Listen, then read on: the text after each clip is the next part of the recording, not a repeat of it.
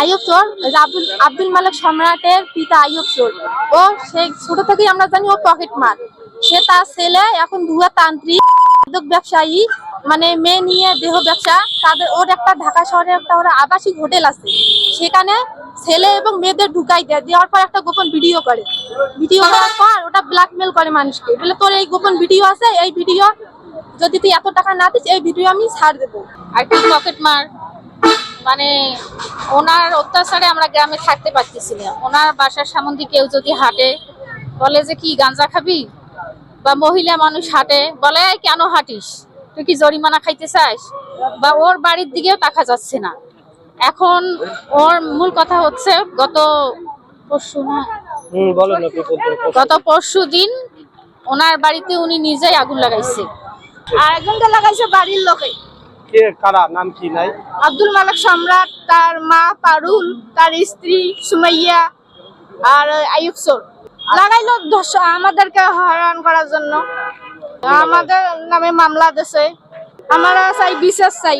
আমি অনেকদিন ধরে এখানে খালি কেওয়াজে শুনি।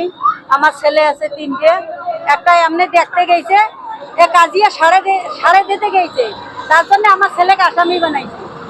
এ কি অন্যায় করছে, যায় মানে আইনের লোক আইসে, আইনের লোকও এদের কথা শুনে না, গ্রামবাসী কথা শুনবে না, এদের কথা শুনে না, গরিব কবে নাই কোনো। ওরা গাড়ি পুলিশ আনে, ফোন দিতে পুলিশ আসি বাড়ি ভর্তি হয়ে যায়।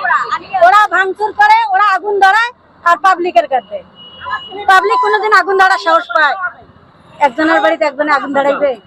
আমরা বিশেষ চাই। আমার ছেলেকে আন্দাজি আসামি বানাইছে, আইয়ুব চোর বানাইছে। অবিলম্বে এই সম্রাটকে গ্রেফতার করতে হবে। এই সম্রাট সাপটিবাড়ি অঞ্চলের মানুষকে অতিষ্ঠ করে তুলছে, সাধারণ মানুষের নামে মামলা দিচ্ছে, হয়রানিমূলক মামলা। তারা সম্রাট গতকাল নিজ বাড়িতে চুলার মধ্যে আগুন লাগাই দিয়ে এই এলাকার 9 ওয়ার্ড বিএনপি সভাপতি এবং রানিং ইউপি সদস্য তার নামে হয়রানিমূলক মামলা দিচ্ছে। আমি চাই ভাই, অন্যায়ের বিরুদ্ধে অন্যায় যা করছে তার শাস্তি পাওয়া অবশ্যই উচিত। আপনারা ভিডিও ফুটেজ দেখেন, কেউ যদি বাড়িতে আগুন লাগাই দিছে, একটা অন্যায় যদি করা হয়, আইন আছে, আইন তার বিচার করবে।